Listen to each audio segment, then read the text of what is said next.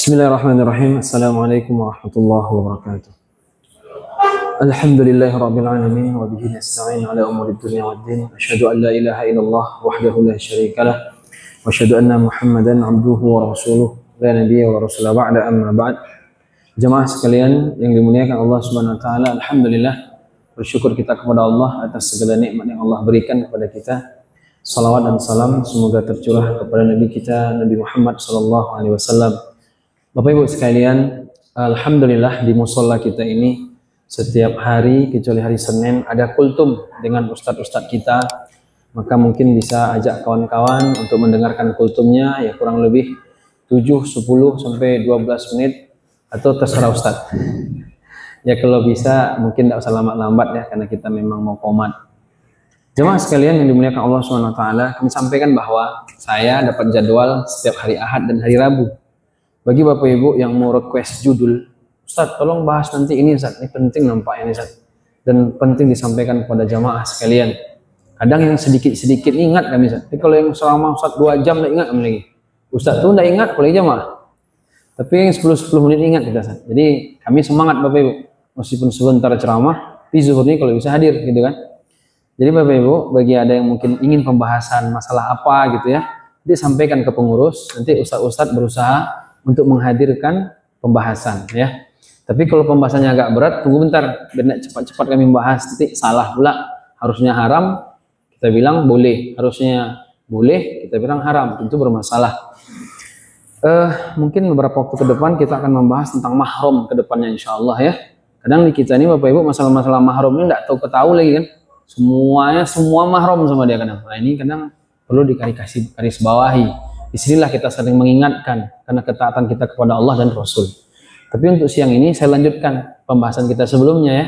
Kita belum bahas itu dulu. Saya akan lanjutkan pembahasan kita dulu kemarin sebelumnya, yaitu kondisi orang-orang yang ahli maksiat di padang mahsyar. Orang beriman tapi maksiat. Siapa mereka? Kemarin kita jelaskan orang-orang sombong.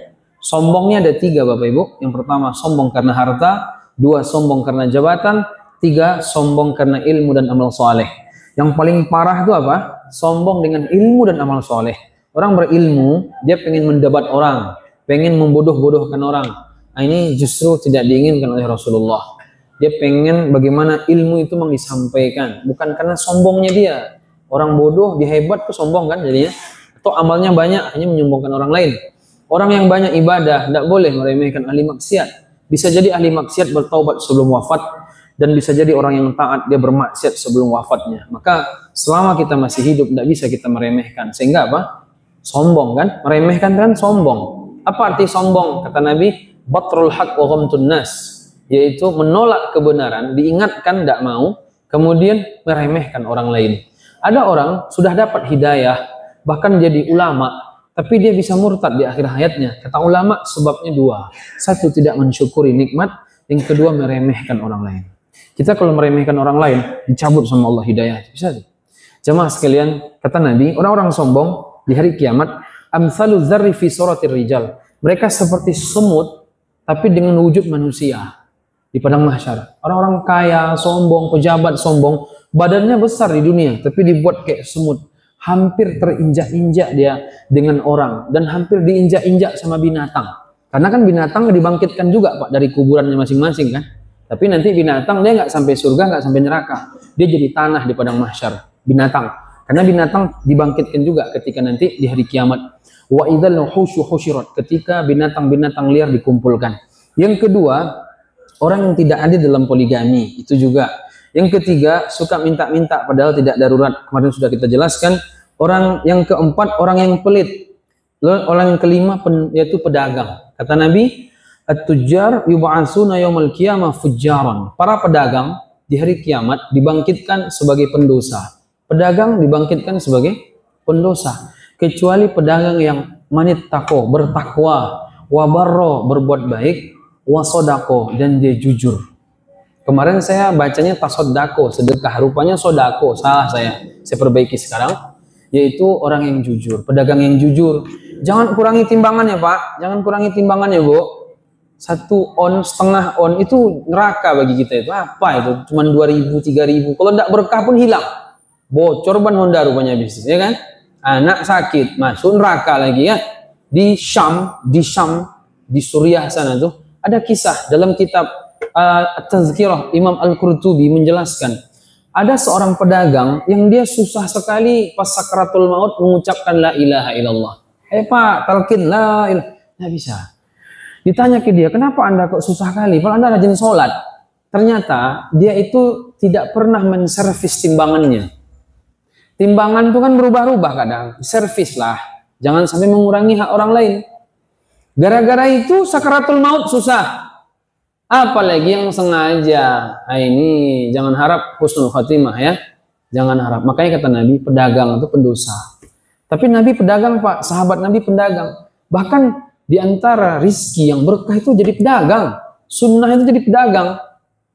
Ya kan? Maka disebutkan, kita nih kalau mau berdakwah butuh uang. Butuh uang tuh lihat mana? Dagang. Kalau nggak dagang nggak bisa kaya. Kalau kaya tuh 4 jalur cuman. 1, anak orang kaya. Ya kalau anak ayah kita kaya. Jadi anak orang kaya, kaya kita Pak. Nggak usah kerja, kaya kita. Tapi pastikan ayahnya kaya. Mana bisa milih-milih ayah kita kan? Saya mau lahir dari Bill Gates, mana bisa? Ya kan, ayah kita petani, itulah. Mau gimana lagi? Yang kedua, jadi pejabat, tuh kaya juga tuh. Tapi biasanya korupsi. Ya. Yang ketiga, nikah sama janda kaya. Itu kaya kita tuh. Yang keempat, jadi pedagang. Jadi mau kaya itu jadi pedagang, jadi pebisnis. Jadi PNS nggak kaya. Maka kalau ada PNS kaya, ada kemungkinan nih. Ya, kecuali dia PNS sambil berdagang, kaya dia. Jadi gitu. Jadi jemaah sekalian, tapi Nabi mengatakan pedagang pendosa di hari kiamat kebanyakan ketika dibangkitkan dari kubur. Makanya hati-hati. Udah digituin kita sejak awal. Kecuali pedagang yang bertakwa, sholat, masuk waktu sholat, kan bertakwa tuh Pak. Gak membuat perdagangannya lupa dengan Allah. Kemudian dia berbuat baik, gak zolim sama orang. Dan dia jujur dalam perdagangannya. Bapak Ibu pernah enggak sekali aja seumur hidup nipu dalam jual beli? Pernah? Sekali. Mungkin kalau sekali adalah gitu ya. Bertakwalah kepada Allah, minta ampun kepada Allah. Kemudian jemaah, terakhir pencuri tanah. Kata Nabi, fa innahu yutawwaquna yaumal qiyamati min sabi ardin. Orang yang pencuri tanah 1 jengkal saja itu dipasangkan 7 lapis bumi ke lehernya di padang mahsyar. Makanya bapak-bapak, ibu-ibu yang punya tanah di kampung tuh, kalau bukan hak kita jangan ambil. Kalau bukan ragu kita, entah ya enggak, adalah lepasin aja daripada bermasalah dari kiamat. Lagian tanah itu pun enggak dipakai juga, cuman jadi beban-beban aja dari kiamat. Jemaah sekalian, itu orang-orang ahli maksiat. Lalu bagaimana dengan orang-orang bertakwa? Orang-orang bertakwa disebutkan Allah dalam Quran, wujuhu yawma idzin musfirah, dhahikatun mustabsyirah.